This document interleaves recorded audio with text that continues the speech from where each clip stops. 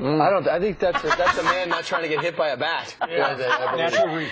Oh, my goodness. All right. Meanwhile, let's tell you about this. If you were watching the Fox News channel yesterday, you saw gripping testimony from people. Everyday people. Everyday people involved in patriotic organizations. They simply did the audacious thing of asking the IRS for 501c4 status, which they are legally entitled to, and the IRS dragged them through the mud to hell and back.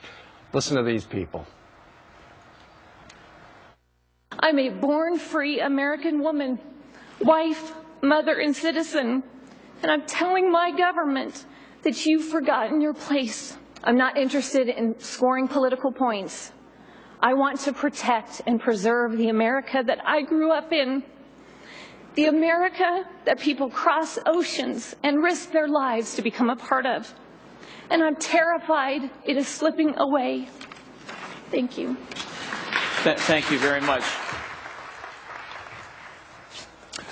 Somebody else who did speak before the... And Acting Commissioner Steve Miller summed up the IRS's action as horrible customer service. Would you call that horrible customer service, or would you call that something else? I would call it a felony, as the federal law calls this a felony, and I would prosecute those people responsible. Boy, the American people are being led to believe you guys are big muscles of political strength. Could you tell us roughly what your annual budget is? Our annual budget is in the negative.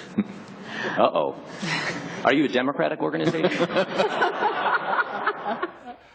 There you had Aaron Schock, a Republican congressman from Illinois, and he brought up a good point at one time. It's like, okay, under the way the laws are written, you've got to be a majority social program to qualify for this. But then he pointed out, you know what organization is trying to qualify for 501c4 status?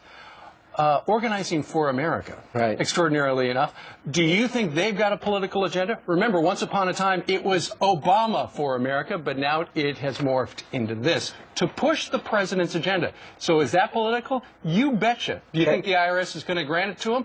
Probably. Kevin Kukaji says in his case, he was on with us right before he testified yesterday, in his leadership committee where he teaches conservative values to young teens, high schools.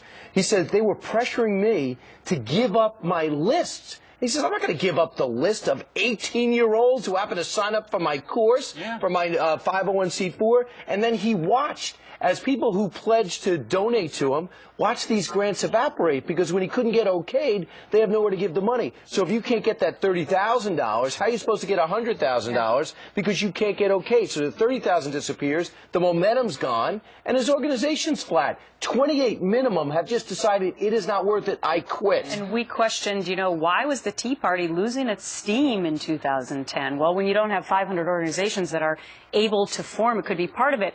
And also, I think this intimidation is far-reaching and the impacts are not yet over, because I've talked to some people who want to give money to the Tea Party, but they don't want their name associated with it because they're nervous that the IRS will still target them now. But you know what? It could be all just their fault for having those political beliefs. Here's one congressman who believes that.